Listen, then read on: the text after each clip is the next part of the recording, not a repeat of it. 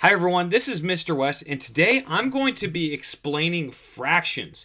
Fractions, what are they? A lot of people hate them. You'll talk about adults say, oh, I don't like fractions. Students often say, I hate fractions. But what are they? Well, it's when you have a part and a whole. The easiest way to think of fractions is pizza. Let's say you cut it into 8 slices, but then you only eat 2 slices of pizza. How much of the pizza do you eat? Well, you ate a part of the entire thing. And when we're talking about the whole, we're talking about equal groups. Anytime you see that little bar there, that just means divide. So we're thinking about dividing into equal groups. So here, this would be 1. That's a part of the whole thing. And what is the whole thing? Well, there's 1, 2, 3, 4, 5, 6, 7, 8. So this would be 1/8. In this first example, I ate 2 of the eighths, and we're going to learn that we can actually reduce that a little bit later into 1/4, but I don't want to get into that quite yet. Let's first talk about fraction addition and subtraction. So let's talk about addition first. So with addition, let me use the color green for addition. So with addition, we're simply adding up the different parts that we're talking about, okay? The parts being what's called the numerator. So that's the numerator, the top, as I like to say. And then we have the whole, and that is the denominator. That's the bottom number or the base, okay? So that you'll often hear me use those terms interchangeably. So when we're talking about addition, let's say I ate 2 slices of pizza and my buddy ate, let's go over here, change the color. Let's say my buddy ate 3 slices of pizza. How much did we eat in total? Well, in this problem, we would be saying I ate 2 of the whole, and that's including what my friend ate, which is 1, 2, 3, 4, 5, 6, 7, 8 slices of pizza. So 2 out of 8. And then my buddy ate 3 out of the whole, and again, it's the same pizza, so there's 8 slices there. Those are the equal parts. So what is the total from that? Well, we had 5 combined slices, and the bases didn't change. The bottom number does not change because there's still only 8 slices of pizza. That was the whole thing, 8 total slices, so you just keep the denominator the same. So when you're doing addition with like bases, okay, that means it's divided into the same number of equal parts for the whole for both fractions, then it's just easy. You just add the numerators and keep the denominator the same. It's the same thing for subtraction. Let me change colors to this pink. For subtraction, okay, let's say, I wish I could get the easy way to get rid of these numbers. Let's see here. So, let's say I had, I don't know, let's just say I had the whole pizza, and then I gave away some slices. So let's say I have 8 out of 8. I had that whole pizza. It's mine. Whoops, I forgot the end. It's my pizza. And then I gave 3 slices away to my friends. So these 1, 2, 3. We're going to ignore this and this for right now. And then I gave 3 slices away. How many slices do I have left? This very simple problem here. But again, we have still the same number of whole parts, 8 equal parts. But now I do 8 minus 3 in the top. I'm subtracting the tops, and I get 5 out of 8. So you can see adding and subtracting with like denominators is not so bad. It's when we don't have a common denominator, it gets a little tricky, but not impossible. We just got to break it down into what it means to have a common denominator, and then it makes it pretty easy. So let's go over this first example, okay? We have this first pizza. Again, it's divided into eighths. You can tell because that is the whole on the bottom. How many equal parts? 8 equal parts. That is the whole. How many parts are we concerned with? 3. So let's say I ate 3/8.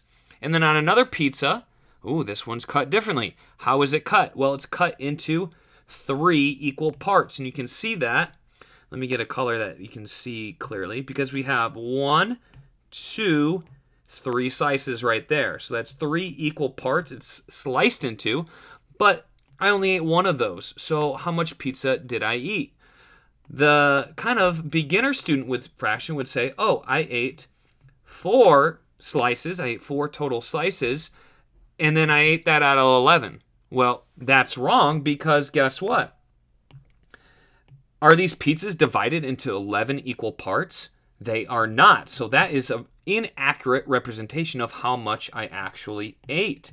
It's not 4. And then the other factor is, if I said I ate 4 slices, well, that's not meaning a whole lot because the slices are different sizes. Imagine if I said, oh, to my friend, would you want one of these slices or one of these slices? They would most likely choose one of these slices because it's bigger. So they're not the same. They are not equal. And we want there to be equality when it comes to these fractions right here. So what do? Well, we need to get these into comparable slices. But before we get into that and how to find a common denominator, I'm going to start with an easier example.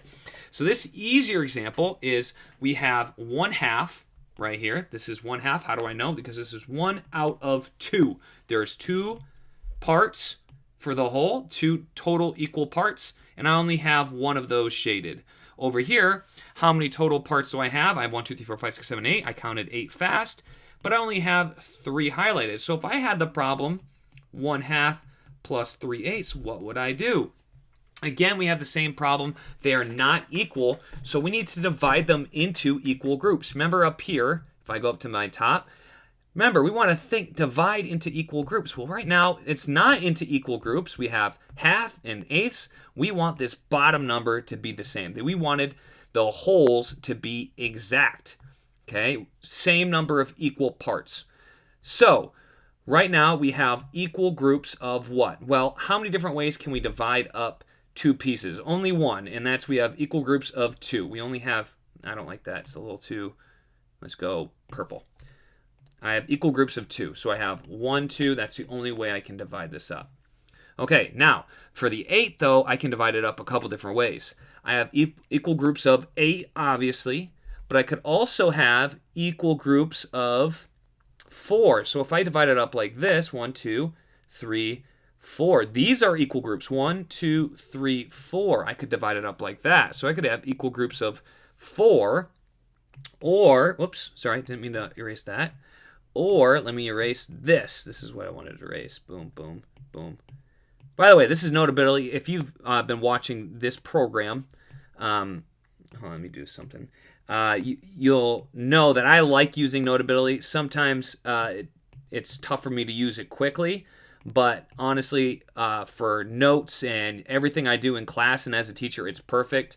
I could use some training on it for sure for some of the advanced things, but I really enjoy it. I'm not sponsored by them, but hey, Notability, if you're watching, you know what to do. Right here, call me up. So equal groups of 2. Now, how do I divide it up into 2 equal groups? I can have 1 here and 1 here. So that would be equal groups also. So there's 3 different ways I can have equal groups for 8 slices of pizza, 8 different groups, okay? So you can divide it into subgroups, if you will.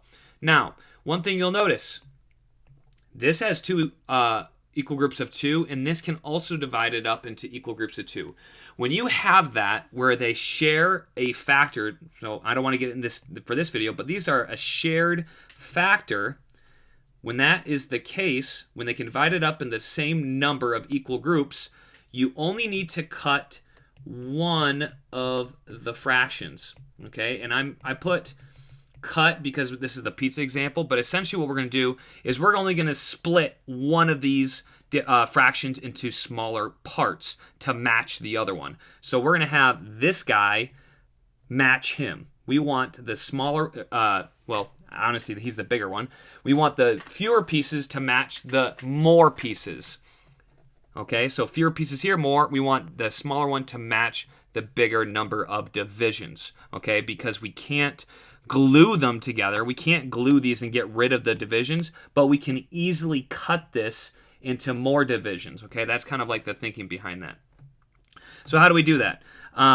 Well, over here, no, that's a different example. Over here, what we're going to do is let's just cut, since this one's already cut into small pieces, we can easily cut this guy. Let's cut him again, okay? And if we cut him in half, we cut this guy into 2 equal pieces, and this one into 2 equal pieces, okay? So that's good, but that's not enough. We need to cut it again, okay? So hold on.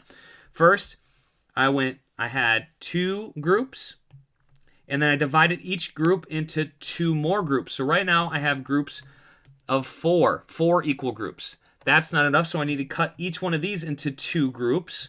Okay, so if I cut this division of 4, let me show you. Okay, so this division of 4 is right here, a fourth. I'm going to cut that guy again. So I'm going to cut him in half. And I'm just doing my best estimate here.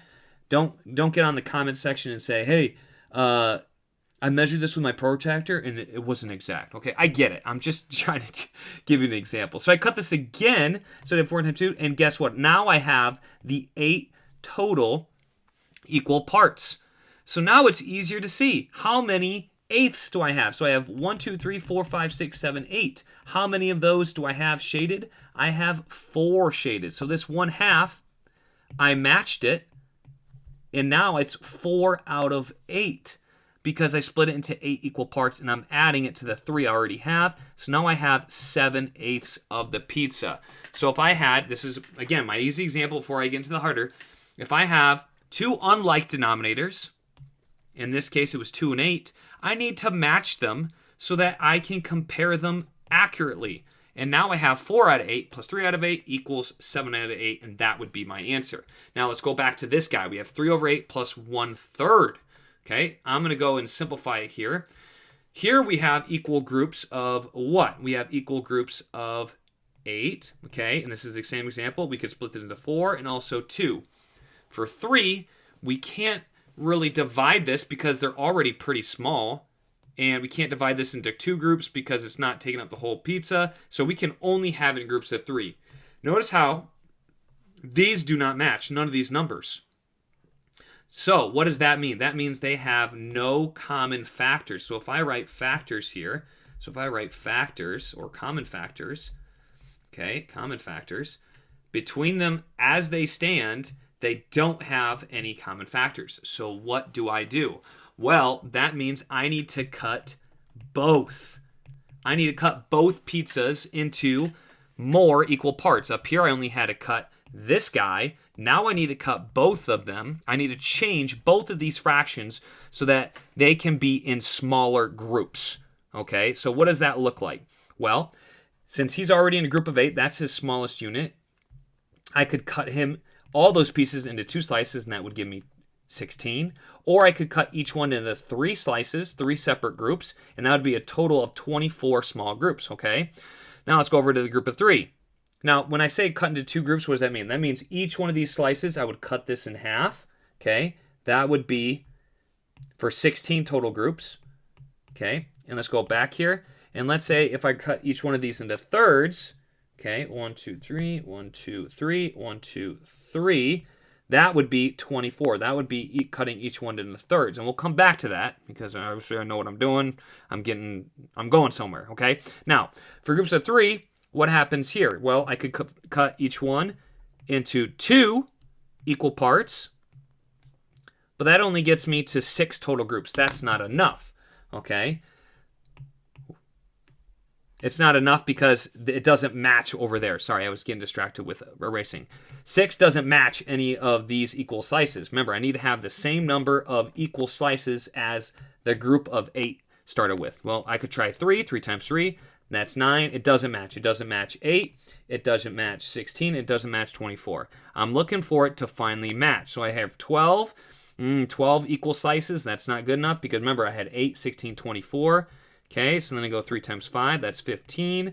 3 times 6, 18. I'm going to go over here. 3 times 7, 21. 3 times 8, 24. We have a match finally. Okay, 24 is going to be my number. Why is that? Well, if I divide 3, these slices of 3, into 24 different slices, okay, so this is going to be, bear with me here, so I divide it in half. I divide it in half again. No, I don't think that's the way to do it. So I need to divide it into 8 per, right. So each one gets 8 cuts. Sorry, I forgot which number. I want 8 cuts in each one. So I have 1, 2, 3, 4. And then I would go 5, 6, 7, 8. 1, 2, 3, 4, 5, 6, 7, 8. 8 total slices. So each one of my thirds needs to look like that. each one of my eighths needs to look like this over here, and that would be how I divide this up. And I would need to do that all around. As you can see here, though, I have this one already sliced up, and I have 1, 2, 3, 4, 5, 6, 7, 8. 8 what? What are the units? 8 out of the 24, because I made 24 equal parts. Let me show you what I'm talking about. Down here, 24 equal parts. So over here, this is what you start with. This is 1 out of 3. And then I converted it to have 24 equal parts. I cut each one of these. Sorry, I meant to draw these little signs down here. Oh well. So then we have 8 out of 24. I made the same cuts over here. So instead of 3 out of 8, I have 9 out of 24. If you count them, 1, 2, 3, 4, 5, 6, 7, 8, 9. Okay, so 9 out of 24, 8 out of 24. And now we can do our problem here. So we have 3/8, which I converted into 9/24, plus 1/3, which I converted to 8/24. And now if I ate all those together, I would have 17/24. We actually have units we can compare. It's not 4/11. That's not the correct answer. It is, as I erased, 17 out of 24 would be my answer. Now, I know that seems complicated, but there's a much quicker way to do it, and you can check out other videos on my channel to figure out the quick way to do it. Essentially, because they have a common factor, you'd multiply this one by 3, 9 out of 24. You'd multiply this one by 8. Well, it's not a common factor, but it's finding the least common multiple, so it's 8 out of 24, and now we can easily add those together. So that's adding and subtracting. I'm going to make another video on multiplying and dividing so you understand what it is and not just do a procedure. I hope you enjoyed this video, and I look forward to seeing you next time right here on Wes Explains Best.